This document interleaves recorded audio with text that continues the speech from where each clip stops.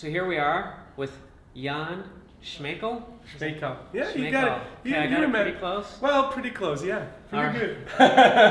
So Jan is, well, what's your official title with Startup Grind now? Well, official title is China and APAC Community Director, but basically, I'm the only one, so I'm handling everything. Okay, so Startup Grind, for those of you who know Startup Grind, they're individual chapters. You've got a chapter director, and then you're like one level above, so right? No, I'm not a boss, right? Like it's not. But it's like you're coordinating everybody. Yes, I'm you're basically. in touch with Yeah, everybody. what my responsibility is, it's not that I am like their boss and I'm telling them what they should be doing. I'm guiding them.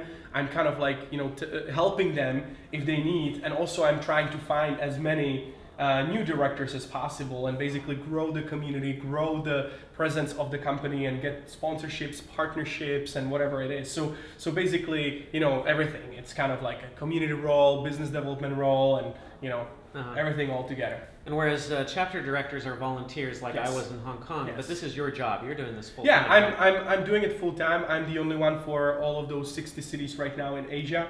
And basically, just working with people like yourself before in Hong Kong, helping them to get speakers, helping them to close partnerships, because as you said, for them it's volunteering job, so we cannot expect them to work on that like full time. So they just do it in their free time to build their network, to get something out of it. But we need to support them to to grow.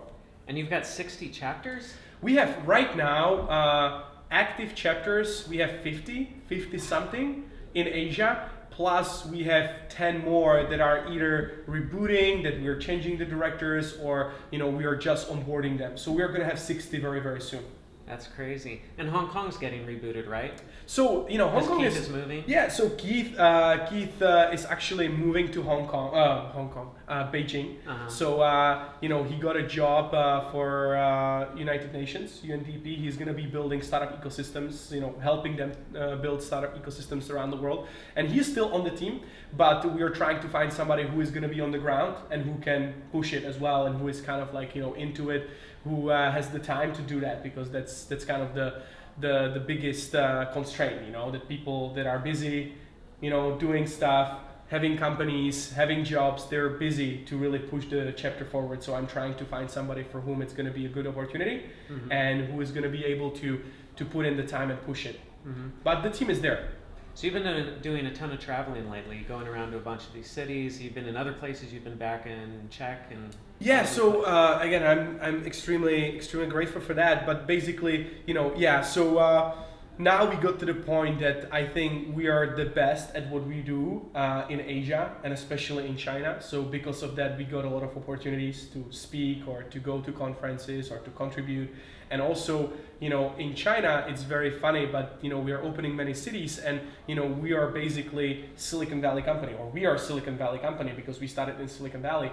And in China now, because there is this push for entrepreneurship, they like when we can showcase the Silicon Valley. So they invite me to be there, to give them like a small speech or whatever, basically just tell them what we do, who we are, what we can do for them, how we can help them to build ecosystem, because government is getting involved, people, incubators, co-working spaces, they're all getting involved. So because of that, I also get a lot of opportunity to travel. So Changsha last weekend, next weekend it's gonna be Kunming, and then Zhuhai, which is still quite close, so it's not really flying all the time. It's sometimes trains and stuff, but yeah, it's great. Uh-huh. What's your feel for the startup scene in China these days? Like, what's your sense of how excited are people? How is it growing? What's exciting about it? Yeah, it's really cool. I really like it. I've been in Shenzhen for 3 years, and it has changed a lot. When I first arrived here, there was basically not much. I wouldn't say nothing, but not much going on in terms of especially international events and events that are happening all the time. So now it has changed a lot. You have more people coming in, like Read Ride and TechCrunch was here in Shenzhen this year. Mm-hmm. So there is more buzz for sure. Even Slush actually was here this year. So it's good. In general, even the smaller cities are trying to catch up. So now you can see that, for example, Xi'an or Changsha, like these cities that are basically where, I don't want to say, again, like I don't want to say that the startup ecosystem is non-existent, but it's still at the very, very, very beginning, and it's more local. But now they're trying to tap into the international networks as well. And so, they're trying to invite Silicon Valley companies to come over, or they want to bring startups in, they want to bring talent in, and they are even like subsidizing it in a different ways, which is good and bad, right? Right. But it's something that we are trying to help with, because, we are here to build a community from zero, and it takes a lot of education. I have a lot of problem every time I even talk to the government. They always want to hear like, yeah, how many startups can you bring tomorrow to our city? And we are going to give you money for that. We want that. But I'm trying to explain to them, it's not about how many startups we can bring. I think it's more about how many of those startups are actually going to stay. Right. And it's not going to be just for a party trip, or for a conference trip. So I'm trying to educate them that, like, we need to start from the bottom. We need to build a community. We need to start hosting these events. There is not much money involved. There is not like a big things involved. Not many speakers from Silicon Valley involved, even though we are trying to bring some, and build it from zero. Have that first, and connect all the co-working spaces and all the incubators, so that when somebody comes, they have a network to tap into. So that's what we are trying to do, and it's changing slowly, but still a lot of education ahead. So you know how here in China you can rent a boyfriend like when you go home for the holidays, so your family won't bug you about why you're not dating? I've never tried that, but I have heard. I've heard that you can do this, right? I've you heard. can go on Taobao and like rent a boyfriend or a girlfriend to like Yeah. keep your family off you. Maybe there's a new business idea here to like rent a startup scene. So like if you're a Chinese government official and you want to look like you're really involved, like we'll come in and we'll bring like 50 startups and create a startup scene that you can show off to your boss in the government. I honestly I think it could actually work, in many cases. But the problem, again, we are not doing it for the money, right? Like, Right. if we just wanted to make the money, yes, we could do something real quick, bring some startups, do some stuff. But for us, it's more about the ecosystem itself and connecting people, and that's why we need to start from the ground. And it's gonna take a lot more time, I'm so happy to see how it's changing and how people reflect, the mission that we have, and that it actually works in the long term. But so many people still don't get it, Do you think the startup scene in Shenzhen is self-sustaining, like it's solid, like there's a good scene here going? Compared to other cities, definitely yes. Because there is already many big companies that kind of grew here, in Shenzhen, because of the hardware ecosystem. So I think because of the hardware infrastructure and everything that is here, that has been here for a long time, I think yes.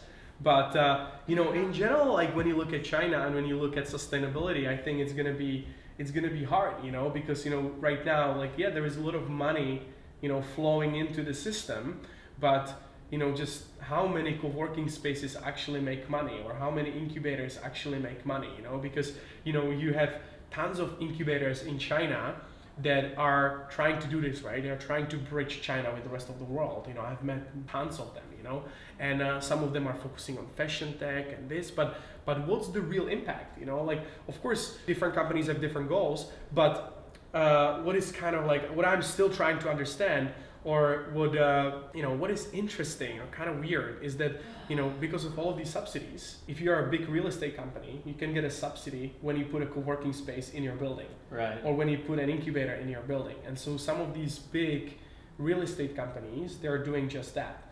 And I still don't understand it super well, so I don't want to say that it's a good thing, bad thing, but I haven't really seen these incubators working that well, that they would be contributing to the ecosystem. So I think this is when a the problem. subsidy disappears. Exactly, right? So that's something that I'm a little bit worried about as well, because in China it's great on one side that if government decides to do something, it happens tomorrow, right? Suddenly starts everybody starts putting efforts, time, people into it.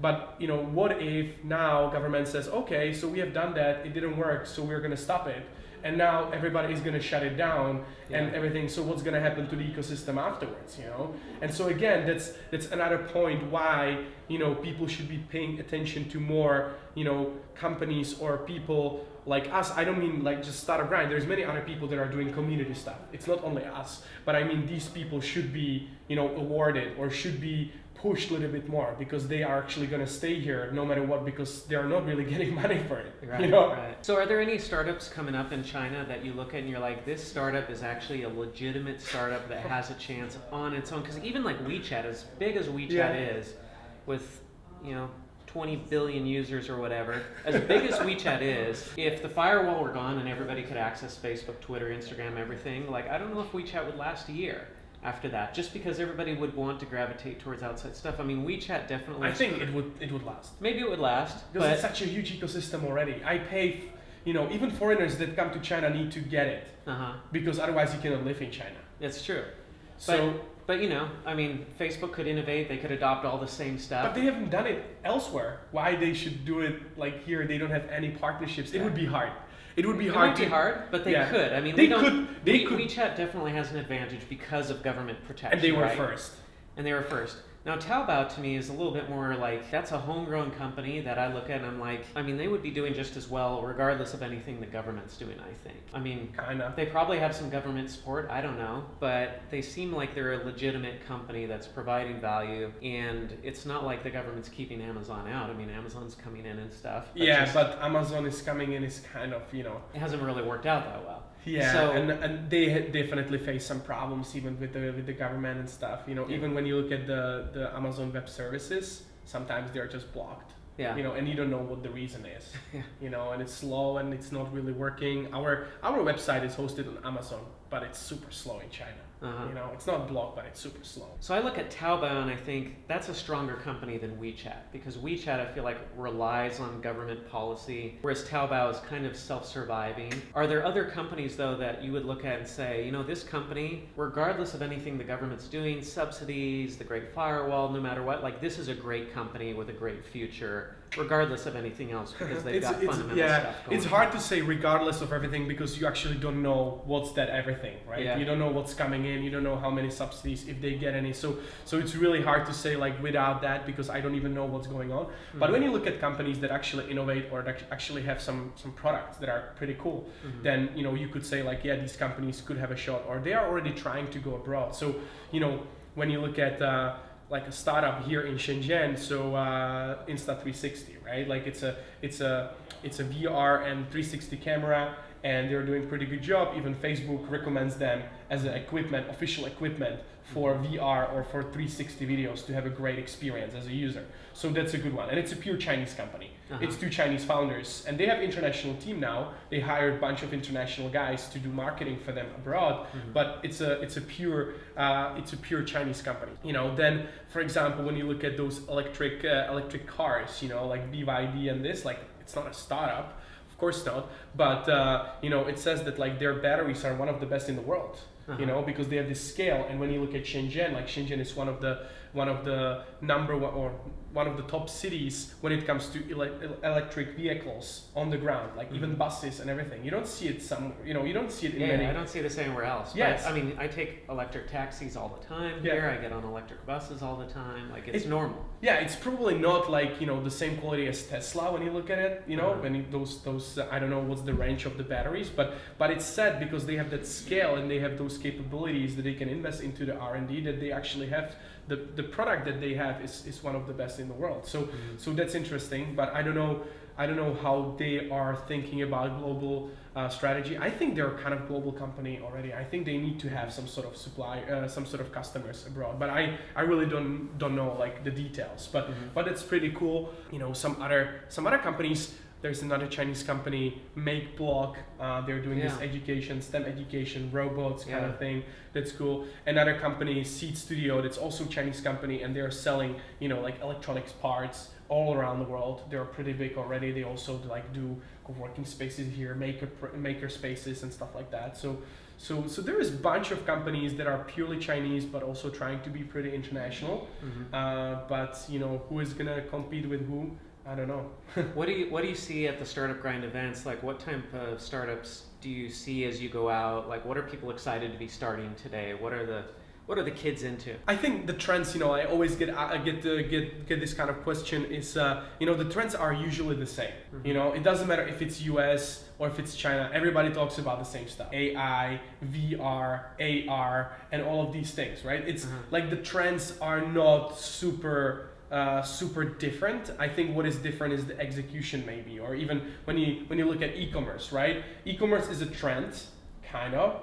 Everywhere the same, but when you look at the execution in China, it's completely different to US, right? Yeah. We talked about WeChat, we talked about Taobao. So when you look at the payments, when you look at the products, and even the what the Chinese customers and the global customers want, it's different, right? So it's usually about the execution and scale. I think that's the difference. Yeah, cool.